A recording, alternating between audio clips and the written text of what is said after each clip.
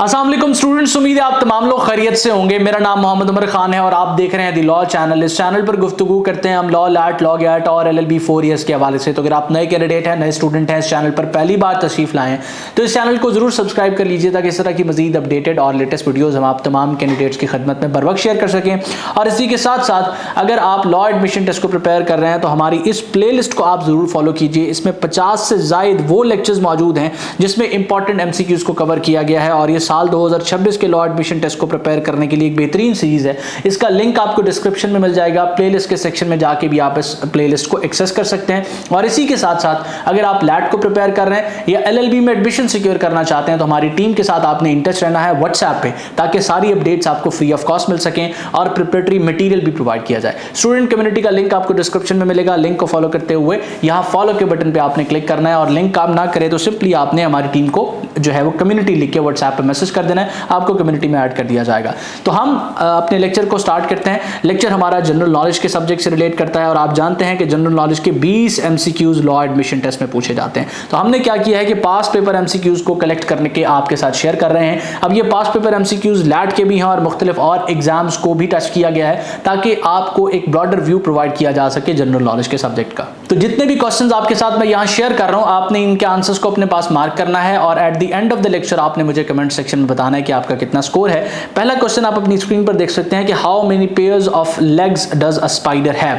तो स्पाइडर जो है इसके जो कितने लेग्स का पेयर इसके पास होता है, इसके पास 4 जो है वो पेयर्स होते हैं लेग्स के। इसका मतलब इसके पास टोटल 8 लेग्स होती हैं। ठीक है, 4 पेयर्स होते हैं, 8 लेग्स होती हैं। ऑप्शन सी जो है वो इसका दुरुस्त जवाब है। नेक्स्ट क्वेश्चन आप अपनी स्क्रीन पर देख सकते हैं। ये एक इंपॉर्टेंट क्वेश्चन है, प्रीवियस लेक्चर्स में भी इसको आपके साथ शेयर किया गया है। अगर आप इसका आंसर जानते हैं तो कमेंट सेक्शन में मुझे बताएं। इसमें पूछा यह जा रहा है कि सार्क का कौन सा कंट्री मेंबर नहीं है। तो इसके साथ आपको यह भी पता होना चाहिए कि सार्क के मेंबर कंट्रीज कौन से हैं और इसकी जो लैंग्वेज है और हेडक्वार्टर है वो कहां पर है। अब सार्क पे इतना एम्फोसिस हमने क्यों किया है, क्योंकि इससे रिलेटेड अक्सर क्वेश्चन पूछा जाता है। जब भी रीजनल ऑर्गेनाइजेशन को टच किया जाता है तो सार्क से रिलेटेड क्वेश्चन आपको देखने को मिलेगा, या इसके अलावा जो है वो OIC से रिलेटेड क्वेश्चन आपसे पूछ लिया जाता है। तो इन दोनों के हवाले से जो बेसिक इंफॉर्मेशन है मेंबर कंट्रीज की और इसके साथ साथ जो है वो इसकी लैंग्वेज की, वो आपके पास होनी चाहिए। नेक्स्ट क्वेश्चन आप अपनी स्क्रीन पर देख सकते हैं। Which type of trees are typically found at the highest altitude of 4000 to 4500 metres. Option को रीड आउट करने के बाद अगर आपने करेक्ट आंसर के तौर पे alpine and coniferous trees option D को मार्क किया है तो आपका जवाब बिल्कुल दुरुस्त है। नेक्स्ट क्वेश्चन आप अपनी स्क्रीन पर देख सकते हैं कि which is the second largest ocean in the world. Second largest ocean जो है वो अटलांटिक ओशन है। ऑप्शन बी इसका दुरुस्त जवाब है। अब अगर आप लॉ एडमिशन टेस्ट को प्रिपेयर कर रहे हैं और स्पेसिफिकली 21 जून के लैट में अपेयर होना चाहते हैं तो आप तमाम स्टूडेंट्स को दी लॉ अकेडमी अपने प्रिपरेटरी बैच पर जो है वो 78% डिस्काउंट ऑफर कर रही है।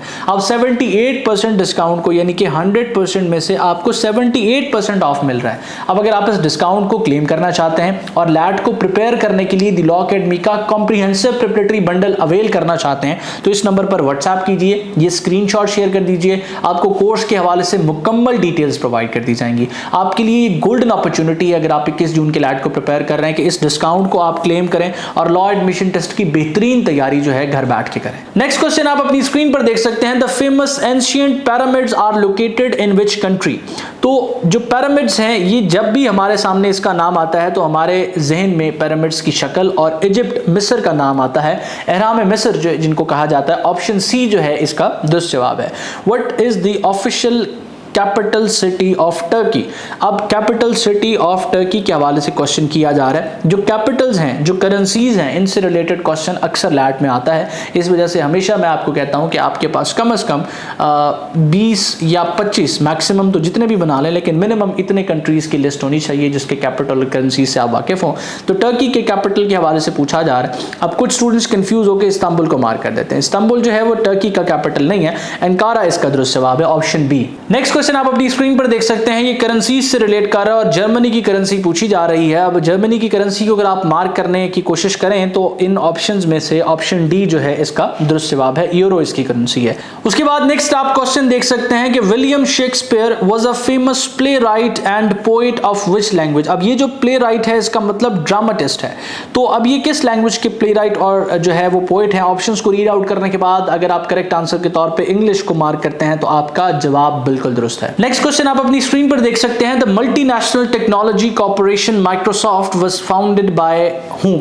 अब माइक्रोसॉफ्ट जो है इसके फाउंडर के हवाले से आप तमाम लोग जानते हैं कि बिल गेट्स जो है इसके फाउंडर हैं। अब आपने मुझे बताना है कि स्टीव जॉब्स जो है वो किस इदारे से, किस ऑर्गेनाइजेशन से इनका ताल्लुक है, मार्क ज़करबर्ग का किस इदारे से ताल्लुक है और लैरी पेज का किस इदारे से ताल्लुक है। इन तमाम की ऑर्गेनाइजेशन और कंपनीज के हवाले से आपने मुझे कमेंट सेक्शन में बताना है। उसके बाद नेक्स्ट क्वेश्चन आप अपनी स्क्रीन पर देख सकते हैं कि what is the full form of QR और QR कोड। तो QR code stands for quick response, option A इसका दुरुस्त जवाब है। नेक्स्ट क्वेश्चन आप अपनी स्क्रीन पर देख सकते हैं कि what is the tallest living terrestrial animal in the world. तो टॉलेस्ट लिविंग टेरेस्ट्रियल एनिमल के बारे में जब भी पूछा जाएगा तो जिराफ जो है इसका दुरुस्त जवाब है, ऑप्शन डी। उसके बाद नेक्स्ट क्वेश्चन आप अपनी स्क्रीन पर देख सकते हैं, the universal declaration of human rights UDHR was adopted by. तो UDHR was adopted by United Nations General Assembly, option B इसका दुरुस्त जवाब है। उसके बाद नेक्स्ट क्वेश्चन आप अपनी स्क्रीन पर देख सकते हैं कि how many sides does a hexagon have.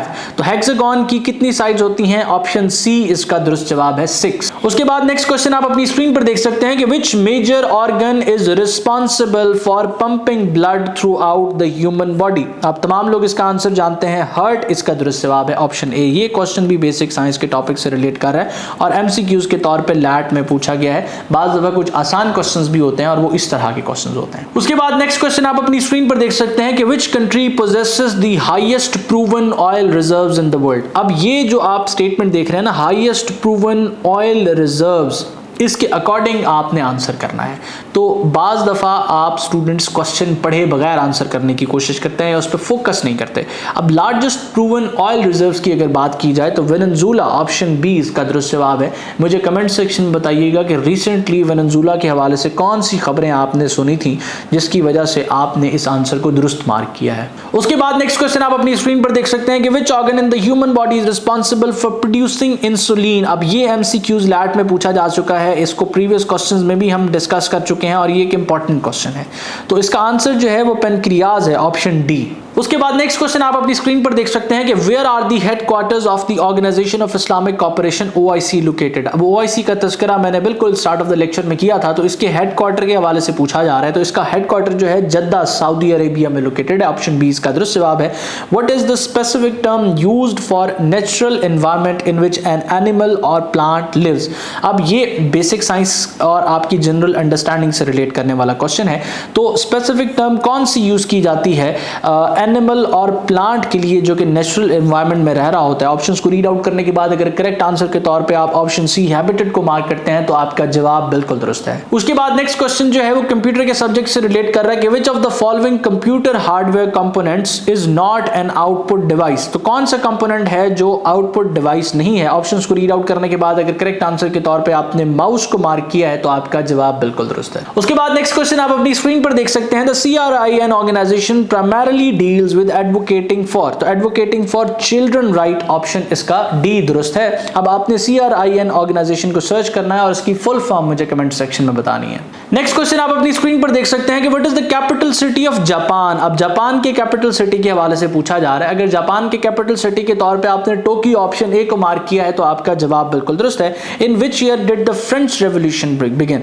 अब फ्रेंच रेवोल्यूशन के हवाले से अक्सर क्वेश्चन आता है और ये एक इंपॉर्टेंट टॉपिक है जिसके बारे में आपको पता होना चाहिए। तो फ्रेंच रेवोल्यूशन जो है वो कब स्टार्ट होती है। ऑप्शंस को रीड आउट करने के बाद करेक्ट आंसर आपने अपने पास मार्क कर लेना है। अब करेक्ट आंसर के तौर पे 1789 ऑप्शन बी को आपने मार्क किया है तो आपका जवाब बिल्कुल दुरुस्त है। उसके बाद नेक्स्ट क्वेश्चन आप अपनी स्क्रीन पर देख सकते हैं, the Nile river flows into which body of water. Options को रीड आउट करने के बाद अगर आपने करेक्ट आंसर के तौर पे मेडिटेरियन सी, ऑप्शन ए को मार्क किया है तो आपका जवाब बिल्कुल दुरुस्त है। Which gas is most abundant in the earth atmosphere. अब ये एक इंपॉर्टेंट MCQs है और ये लैट में एक से ज्यादा दफा रिपीट हुआ। जिन क्वेश्चंस को मैं इंपॉर्टेंट मार्क करता हूं और जिनके बारे में आपको बताता हूं कि एक से ज्यादा बार लैट में आए हैं वो इंपॉर्टेंट क्वेश्चंस होते हैं। तो नाइट्रोजन, ऑप्शन बी जो है इसका दुरुस्त जवाब है। उसके बाद नेक्स्ट क्वेश्चन आप अपनी स्क्रीन पर देख सकते हैं, बहुत ही सिंपल क्वेश्चन है और लैट में एक से ज्यादा बार रिपीट हुआ है, मुख्तलिफ और एप्टीट्यूड एग्जाम्स में भी पूछा गया और एक इजी क्वेश्चन जो है वो कंसीडर किया जाता है। विच component is considered the brain of a computer. तो ब्रेन ऑफ कंप्यूटर जो है वो हम CPU को कहते हैं, ऑप्शन ए इसका दुरुस्त जवाब है। तो मैं उम्मीद करता हूं ये लेक्चर आपके लिए हेल्पफुल रहा है। मैं आप तमाम स्टूडेंट्स को इंकरेज करूंगा कि अगर आप 21 जून का लैट प्रिपेयर कर रहे हैं तो आप तमाम स्टूडेंट्स अपनी तैयारी के लिए इस प्रिपरेटरी बंडल पर रिलाय करें। इस प्रिपरेटरी बंडल को ज्वाइन करने का सबसे बड़ा फायदा यह है कि आपको ये 78% अप्रॉक्सीमेटली 80% डिस्काउंट के साथ दिया जा रहा है। तो आप लॉ एडमिशन टेस्ट को बेहतरीन तरीके से प्रिपेयर कर सकते हैं। इस अपॉर्चुनिटी को अवेल कीजिए और एनरोल करने के लिए हमारी टीम के साथ कोऑर्डिनेट कीजिए ताकि आप लॉ एडमिशन टेस्ट को बेहतरीन तरीके से प्रिपेयर कर सकें। मैं उम्मीद करता हूँ ये लेक्चर आपके लिए हेल्पफुल है। अपना बहुत सारा ख्याल रखिएगा। तो मुझे मेरी टीम को जरूर याद रखिएगा। अल्लाह हाफ़िज़।